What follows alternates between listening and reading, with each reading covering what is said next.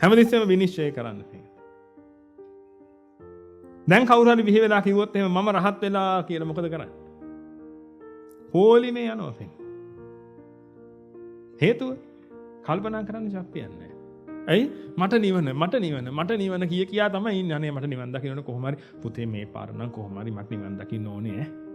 ඒක නෙමෙයි පින්වතුනි හිතන්න ඕනේ. ආමෙදම නාවර පෙරාගත්ත ගෑනු ළමෙක්. මට කසාද බඳින්න ඕනේ කියලා කියා පාර අයින්ට වෙලා ඉන්නවා. ඔබ දෙන අවවාද කියන්නේ. හරි දුකෙන් ඉන්න මොකද කවුරු බලන්නේවත් නැහැ. ළඟින් යනකොටත් පොඩ්ඩක් ඈතින් යන්නේ. ඔබ දෙන අවවාද කියන්නේ හරි දුකෙන් ඉන්නේ ළමයාද මොකද හේතුව? මා දිහා කවුරුත් බලන්නේ නැහැ. කවුරුත් මගෙන් අහන්නේ නැහැ. මට කැමැත්ත ප්‍රකාශ කරන්නේ නැහැ. මම දැන් කී වතාවක් කිව්වද මට කසාද බඳින්න.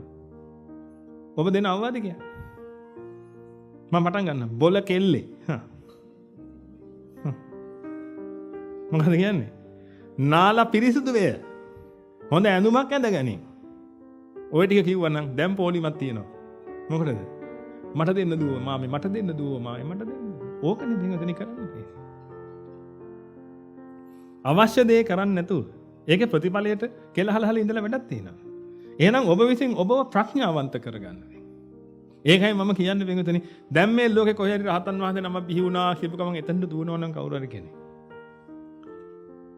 මොන ප්‍රඥාවක්ද මේකද? මල සමයමක් නිසා.